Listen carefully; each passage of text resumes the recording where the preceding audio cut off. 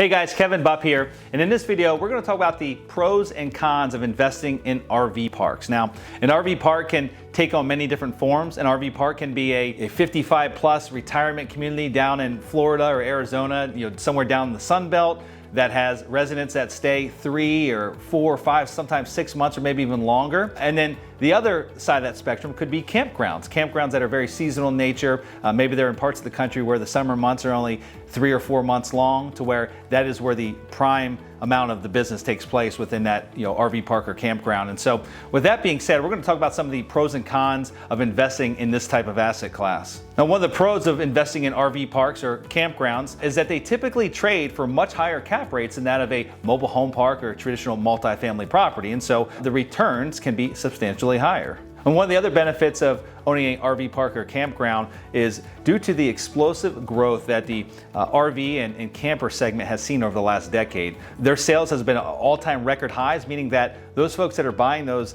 RVs and travel campers need a place to put them. They need to put them at a spot in a campground or an RV park. In fact, today as it sits, there are not enough RV spots or campground spots in the country to accommodate all the units that are currently out on the road. That's an amazing statistic, and that means that there's demand for RV parks and campgrounds if that's an investment class that you want to consider investing in.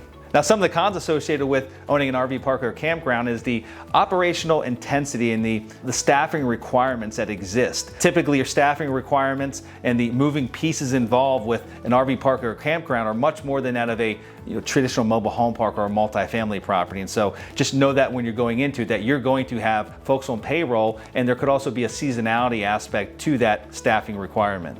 Now, moving on to another con, which kind of goes hand in hand with the staffing, is the seasonality of some of these parks. Again, most RV parks are meant for temporary stays. They're not meant for folks to live in year-round. Even if you have parks down in the Sun Belt states that could accommodate folks year-round, typically there are zoning restrictions to where you cannot have year-round residents. They have to basically go away, and then they could come back for another 6 months or 8 months, what have you.